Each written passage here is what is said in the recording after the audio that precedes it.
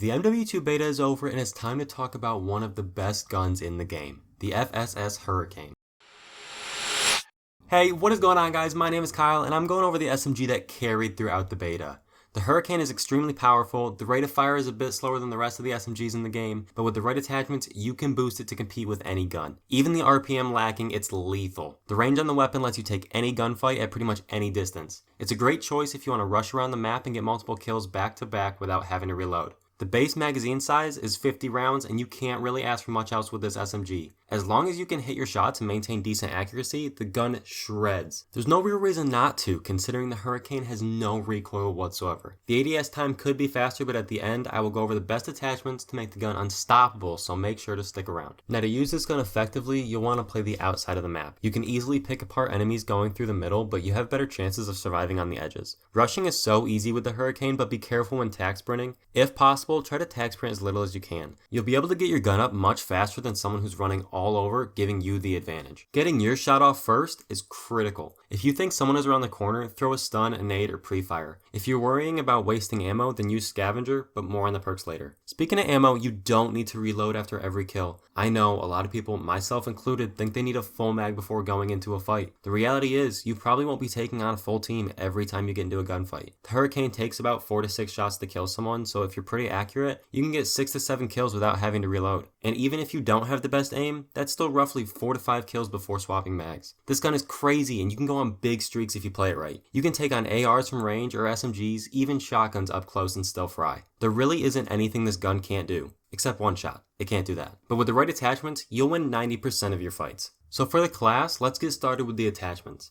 Because the Hurricane is lacking fire rate wise, you'll want to use the FSS Cannonade 16-inch barrel. This is what gives it that competitive edge over pretty much any gun. It bumps up the rate of fire for those close quarter gunfights and increases the range, making it a 7 to 9 shot kill from across the map. It certainly isn't the fastest killing gun for longer ranges, but it holds its ground. We're going to go for the FSS Sharkfin 90 underbarrel for the second attachment. You can use a different grip if you think the gun has too much kick, but this attachment has 0 negatives, and with the slower fire rate on the base weapon, there isn't much recoil to compensate for. The Sharkfin won't hinder your movement or ADS time, making it perfect to turn this gun into a laser. The Lockshot KT85 muzzle adds to that recoil control and makes it deadly up close with a tighter hipfire spread. This is great because you won't miss a lot, if any, of your shots when jumping around corners or pre-firing. Just these 3 attachments alone make the gun stand out from any other. Now to make us the fastest player in the game, we're going to grab the Demo Quicksilver Collapse Stock and the Phantom Grip. These give you an even faster ADS time and movement speed, letting you blow through enemies without slowing down.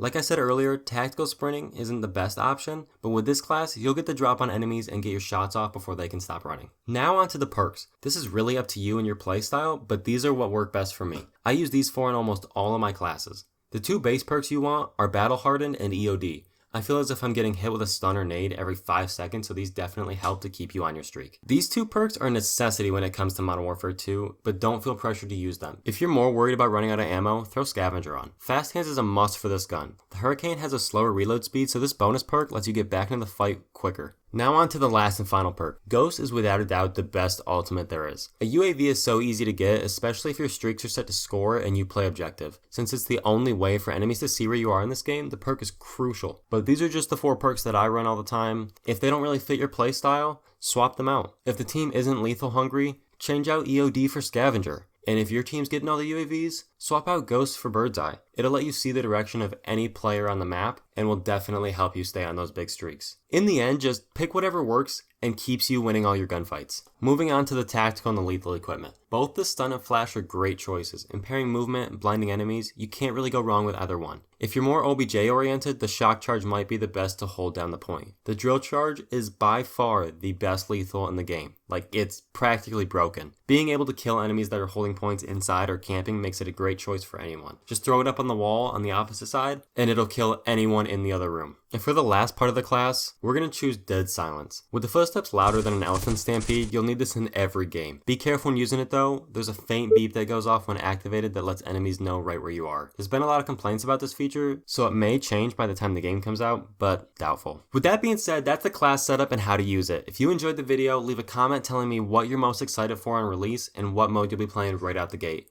Like and subscribe if you want more content like this, and I'll catch you in the next one.